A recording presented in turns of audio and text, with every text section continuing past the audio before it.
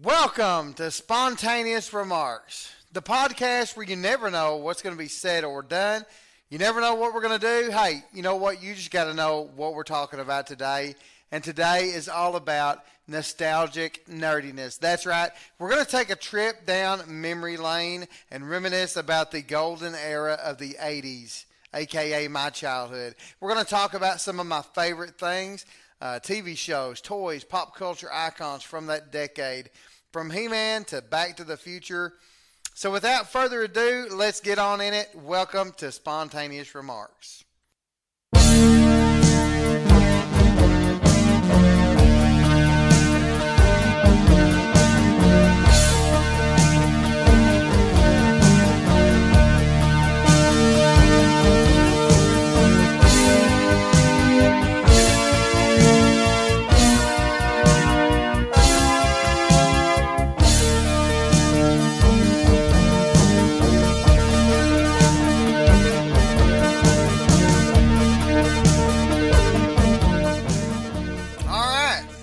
Welcome to the very first episode of Spontaneous Remarks, and thank you so much for joining us.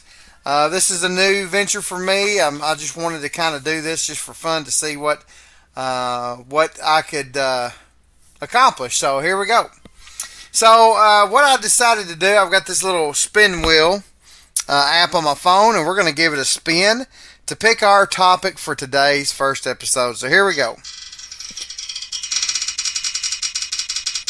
What's it going to be? Hope it's something good.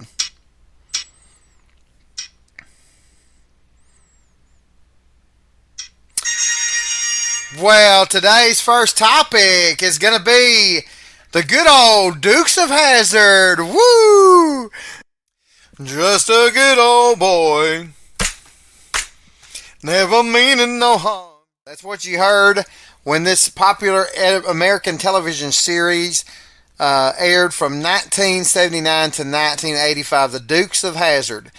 It was one of my favorite shows growing up, even though it did start before I was born, and I don't remember probably watching it until I was 8 or 9 years old. I don't remember, but I was born in 1980, so this show went from 79 to 85. Set in the fictional Hazzard County, Georgia, it revolved around the Duke family. Uncle Jesse took care of Bo and Luke Duke and Daisy Duke. And they were usually always getting in trouble somehow by Sheriff Roscoe P. Coltrane and good old Boss Hogg. Always trying to evade this corrupt law enforcement. And usually solving all kinds of different things. They had not really. It wasn't like Scooby-Doo with the mystery van or nothing like that. But they did end up uncovering a lot of crime and things going on. But one of the things that I really liked about the show is just the buddy. Well, they used to call it like the buddy shows. Starsky and Hutch had it with the two cops. Bosom Buddies, they had two guys there. That was a popular, I guess you could say, genre back in the 80s. But the Dukes are known, for one thing, they're iconic. Man, I wanted one of these so bad growing up. Orange 1969 Dodge Charger is probably my favorite car that I have ever laid my eyes on. It was known as the General Lee, and it was a race car. They made it as a racing car. They wanted to get on the NASCAR circuit, and so that was their race car. They used it to outmaneuver Boss Hogg, Roscoe Coltrane anytime they were trying to get away down those dirt roads, while they helped out the residents of Hazzard County fight against a lot of injustice. Bo and Luke, they always kind of course, it's the South, so sorry to hear, but they always talked about, the kissing cousin Daisy Duke. They made jokes like that, but she always wore those cut-off denim shorts, which they are called Daisy Dukes because of her. And Uncle Jesse, he was the the Duke Farm patron. He was the voice of wisdom and reason in this show when the boys got in trouble.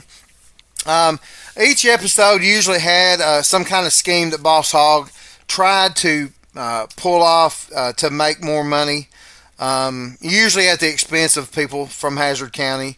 But Bo and Luke always usually saw through these cons and would somehow save the day. They always had fast-paced car chases, a lot of funny moments, and there was a lot of country music stars that would show up on this show from time to time at the Boar's Nest, which was the popular bar on the edge of Hazard County. It was remembered as a classic example of 1980s television, and it's always going to have a very special place in my heart. Now, the entertainment value of the show, if you like, the funny thing is, I'm not a big racing person, even though my nickname in my wife's phone is NASCAR, because I do tend to drive fast and kind of crazy at times. If you know me and you know my track record with the cars, you can get a laugh at that. But anyway, but they had a lot of car chases, a lot of action-packed scenes. There was always, you could always watch the show and get a laugh. There was a lot of lighthearted humor. It appealed to just a really great audience. There were strong family dynamics in the show. Usually, Bo and Luke would get in some situation, and Uncle Jesse would have to explain the consequences of those decisions. He a lot of times had to set him down and make him remember what's important is family. That family dynamic was huge. Uncle Jesse demonstrated loyalty, courage, just all kinds of things time and time again. Now, not only did the General Lee show up in the car, but there were a lot of other different cars at times. And the funny thing about the General Lee, they had made, I think, 303 69 Dodge Chargers to use in the show, and almost all of them got wrecked. You can hardly find any today that are in good condition. There's maybe one or two around here and there. But it is a very, it's left a lasting impression on audiences, that one car. So not only do we have Bo and Luke, we have Daisy, Uncle Jesse, Sheriff Roscoe, Boss Hogg. Plus we had Cooter Davenport. He was the town mechanic. He was kind of crazy in some of the, they called him Crazy Cooter. In the earlier shows, he was more outrageous portrayed. More outrageously portrayed than in later. Later, he was more of a serious. He even become a senator in one of the reunions that was showed several years later. But he was one of their close friends that always helped them get out of trouble. Usually, the good would always overcome evil somehow, and Boss Hogg and Sheriff Roscoe would end up the laughing stock for that episode. Waylon Jennings was the person that was called the balladeer. He was kind of the narrator of whatever was going on throughout the show. The show's theme song was Good Old Boys, and it's one of the songs that if I ever hear it start playing, it brings back so many memories, and I cannot help but listen to it all the way through. It's something I'm not going to change it if that comes on the radio. And really, I would play it for you, but stinking copyright would not like me very much. I would love to have it on the show. Just a good old boy, but you know how that goes. But anyway, you can check it out. Waylon Jennings, Good Old Boys. That's a good song. Check it out. Anyway, there was a lot of positive messages in the show, The Dukes of Hazzard. A message about friendship, family, standing up for what's right, just the importance of having that community. And the Dukes of Hazzard, it's gotten a bad rap these past few years just because on top of the General Lee, they had a rebel flag. And, of course, we know in the South and rebel flags what they usually are associated with. But it's still a good, wholesome show to watch. There was not much vulgar language on it. They did go to the boar's nest, and they would have a beer. There was alcohol, and there were bad things happening. There was always bad guys trying to steal things, trying to hurt people. But I never saw any violence other than fist fights. I don't remember much violence in them at all. It was nothing major. The boys, Bo and Luke, they were on probation. They couldn't use any kind of firearms for whatever reason. I think it was because Uncle Jesse, they were moonshiners. And so Uncle Jesse had got in trouble, and Uncle Jesse had promised if the boys would not go to jail, he would stop making moonshine, but they were still on probation, so they could use bow and arrow. So that was kind of their weapon of choice, but they never, injured anybody with it. It was mainly for either, shooting tires out to stop people or just offensive. So it was a good show. I mean, I can't think of really anything negative about it, except when Coy and Vance showed up, and that's another story. Tom Wopat played Luke Duke. He was a dark-haired man known for his courage, resourcefulness, and driving skills. Tom Wopat, he also went on to become, he had a short singing career in country music, as did his buddy John Schneider, who played Bo Duke. And I think he was the younger of the cousins. He was more charming, quick thinking, but they both could drive really well. You could say probably Bo Duke was like the pretty boy, and Luke Duke was the older, more level-headed thinker, planner. He was the one that would come up with what they needed to do to get out of whatever situation.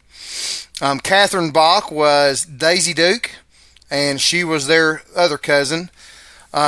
But she would always help outwit the law with her good looks, her long legs, and just beautiful face. Denver Powell was Uncle Jesse Duke, and he was the patriarchal figure of the Duke family. He'd provide guidance and support to Bo, Luke, and Daisy. And then James Best was Sheriff Roscoe P. Coltrane, or as he would say it, Roscoe P. Coltrane. And he was really a goofy character. In the first couple episodes, he was kind of more serious, but they got to where he was kind of the one of the comedic reliefs of the show. He was often manipulated somehow by Boss Hogg. Boss Hogg was played by Sorrel Book. He was corrupt, greedy. He was always known for being in a white suit. He had a white Cadillac with steer horns on the front. And he was the county commissioner of Hazard County. Now, I don't know how he became that as corrupt, but, I mean, you can look at the government we serve today, or we have today, and, I mean, they're just as corrupt. So, but he was always constantly trying to scheme himself into more riches at the expense of others. Ben Jones was Cooter Davenport. This is who I mentioned earlier. The good-hearted mechanic that was a friend of the Duke family, and he often helped them with anything that they were doing, whether it was a scheme or providing mechanical expertise. And then Sonny Schroyer was Deputy Enos Strait. Now, Enos, he was another kind of comedic relief, but he was a serious policeman as well in the show, even though he was a little dim-witted, but he was very kind-hearted. Anytime they went to the boar's nest, he would always have a cold glass of buttermilk. He wouldn't drink alcohol. It was always the buttermilk. And he was kind of conflicted because he was a good friend to Bo and Luke and Daisy and the Duke family, but he also had to uphold the law, and sometimes it put him in a kind of a hard place. Rick Hurst was Deputy Cletus Hogg, and he was kind of like Enos. He was kind of dim-witted, but he was also the cousin of Boss Hogg, which would often have him getting in trouble by doing things that Boss Hogg told him to do. So anyway, that's kind of the cast of the Dukes of Hazzard. Coy and Vance Duke were introduced when Bo and Luke had, well, in the show, they were supposed to go off to the NASCAR circuit. They finally got a chance to go race in an actual NASCAR race.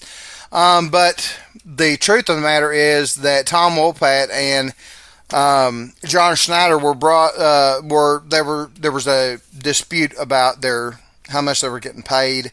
Something to do with contract disputes. And so they had to bring in somebody else kind of for a brief period to kind of replace them because they had quit or they had whatever the case was. Byron Cherry was Coy and Christopher Mayer was Vance. And they kind of stuck with the theme of one guy was dark-headed, the other guy was blonde. They wore similar clothes, and they looked just like Bo and Luke pretty much. So if you were not careful, you would turn the TV on and see these two other guys that looked nothing like Bo and Luke. But they were not Bo and Luke. They were Coy and Vance, and there were two other cousins that was brought in as replacements just for a brief period during the 82-83 season. But yes, they were temporarily just filling in for Bo and Luke as they were off on the racing NASCAR circuit. But the characters failed to capture the same chemistry and popularity that the Duke cousins did originally, and the ratings declined during their venture. But as a result, Tom Wopat and John Schneider decided to return to the show, and Coy and Vance were written out just after one season. Now, one of my favorite episodes of The Dukes of Hazzard is called Happy Birthday, General Lee. It aired September 21st, 1984. And the Dukes are celebrating the anniversary of the day that they got the General Lee in 1976, and we see the story of how they got the General Lee 8 years ago. Luke was just out of the Marines, Bo was just out of high school, and two jewel thieves named Jenny and Rick hid $50,000 worth of gold dust underneath the dashboard of the car. And that car happened to be a black Dodge Charger. And so the car had gotten wrecked, taken to the junkyard, and Bo and Luke were searching for a race car so they could compete in a local race, which had the prize of $10,000 going to the winner. So as they looked through this junkyard, they found the black Dodge Charger, and they assessed it, thought it could fit the engine that they had built. And so the Dukes bought the car, took it to Cooter's garage, and asked Cooter, if he had any paint. Well, Cooter said, the only kind I got is this bright red orange back here. Y'all can use it.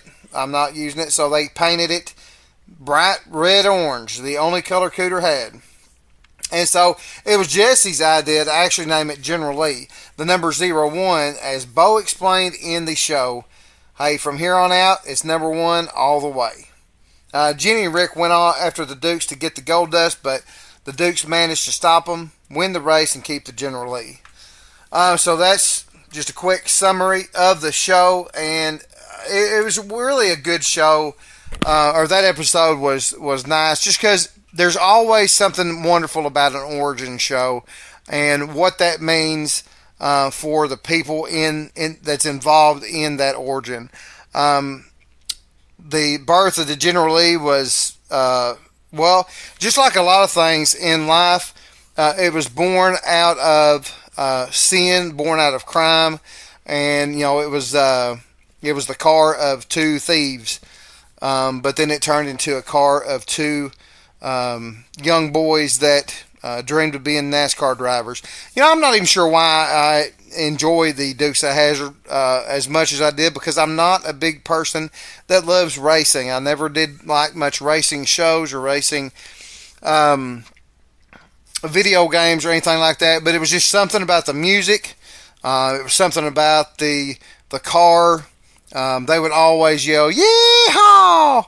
And that was something that really appealed to me, just because I thought it was cool. They would jump over ditches. They would jump ramps, trying to get away from the cops and everything. Of course, I don't condone that. Don't try to get away from a cop by jumping over a ditch and wrecking your car.